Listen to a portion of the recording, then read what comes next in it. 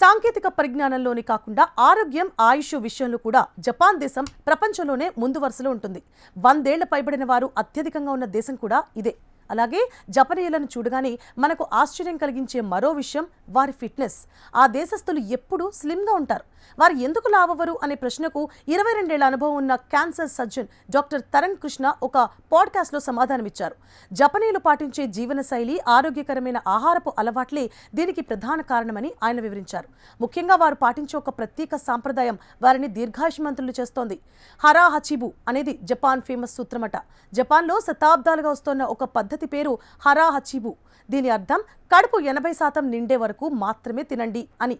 ఇది వారికి కేవలం ఆహారపు అలవాటు మాత్రమే కాదు, ఒక జీవన శైలి కూడా. మన భారతీయ ఆయుర్వేదం కూడా ఇదే విషయాన్ని చెబుతుంది. కడుపు నిండా ఊపిరాడనంత వరకు తినకుండా ఇంకో ముద్ద తింటే బాగుండు అనిపించే లోపే భోజనాన్ని ఆపేయాలట. అంటే శరీరానికి ఎంత అవసరమో అంతే తినడం ద్వారా ఆరోగ్యంగా ఉండవచ్చు. జపాన్లో పిల్లల నుండి 90 ఏళ్ల వృద్ధుల వరకు అందరూ ఈ నియమాన్ని పాటిస్తారు.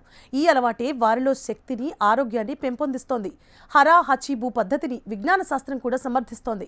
2003లో ఒకినావా ప్రాంత ప్రజలపై జరిగిన ఒక అధ్యయనంలో పరిశోధకులు ఆహారం, బిఎంఆర్ఐ అంటే బాడీ మాస్ ఇండెక్స్, శ్రమ మరియు మరణాల రేటును విశ్లేషించారు. మరియు వృద్ధాప్య వ్యాధుల నివారణ సాధారణ జనాభాతో పోలిస్తే ఈ పద్ధతిని పాటించే వారిలో వయస్సు పెరగడం వల్ల వచ్చే జబ్బుల ప్రమాదం చాలా తక్కువగా ఉందని తేలింది.